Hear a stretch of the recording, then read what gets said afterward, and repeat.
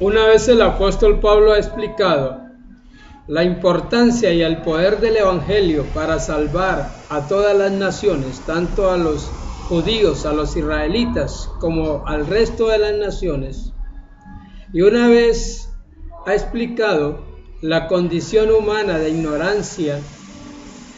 de culpabilidad delante de Dios de toda la humanidad, y la necesidad que tenemos todos los seres humanos de arrepentirnos,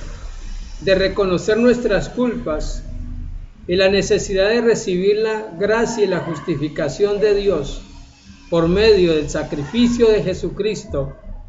Al poner nuestra fe en ese sacrificio, como dice la palabra, si creyeres en tu corazón que Jesucristo es el Hijo de Dios y que Dios lo levantó de los muertos, serás salvo. Cuando ya el apóstol Pablo ha mostrado también la necesidad de una auténtica conversión por medio de la fe y por medio de una entrega y un morir en Jesucristo a través del bautismo en agua y un renacer en una nueva manera de vivir por medio de la presencia y el poder del Espíritu Santo para una vida perseverante y victoriosa por medio de la ayuda del Espíritu Santo y por medio del dominio propio, del amor y de la fortaleza que el Espíritu coloca en nosotros cuando no vivimos conforme a nuestros deseos humanos, sino conforme a los deseos del Espíritu. Y después de que el apóstol Pablo ha explicado que todos los gentiles debemos de ser humildes y sencillos y no ser soberbios, pensando en nuestro corazón que somos superiores a los judíos, por cuanto la promesa de Dios para todo Israel es que serán salvos después de que la mayoría de los gentiles hayamos entrado a la salvación. El apóstol Pablo en el capítulo 12 de Romanos vuelve y se centra en la doctrina cristiana para los nuevos convertidos, para los nuevos creyentes, para su iglesia. Y después de haber explicado la necesidad del arrepentimiento y la conversión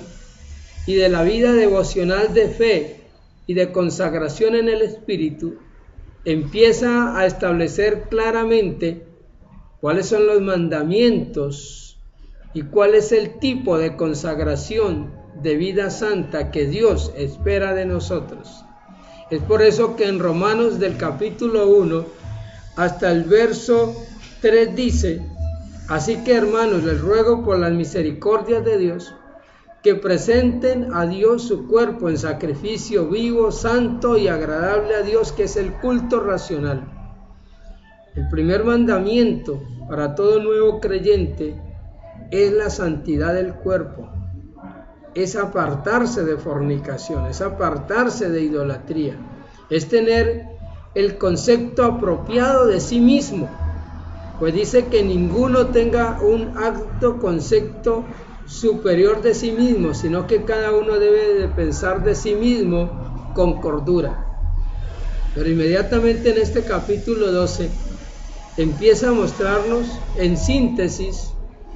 todas las enseñanzas del Señor Jesús acerca del reino de los cielos y de cómo ser un verdadero creyente, un verdadero hijo de Dios. Todo aquel creyente que es creyente, dice la palabra del Señor, debe amar sin fingimiento, debe aborrecer lo malo y seguir lo bueno, cumpliendo el tercer mandamiento, el nuevo mandamiento que Jesús había dado,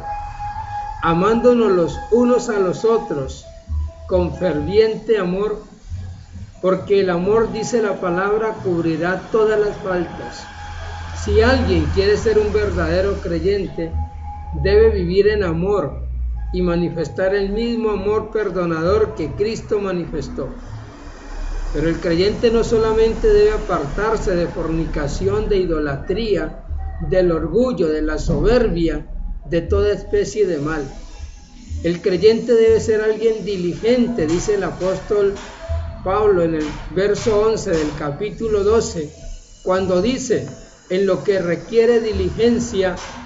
no perezosos, ferviente en el Espíritu, sirviendo al Señor. Dice que todo creyente debe ser gozoso en la esperanza, sufrido en la tribulación, constante en la oración,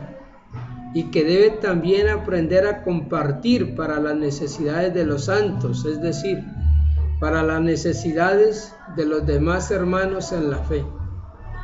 Nosotros sabemos que tenemos una obligación de amor con los que padecen necesidad, porque no podemos decir que amamos a nuestro hermano y viendo las necesidades que tiene, no le compartimos para suplir sus necesidades. La iglesia del Señor debe ser una iglesia solidaria, de amor, de entrega, de servicio.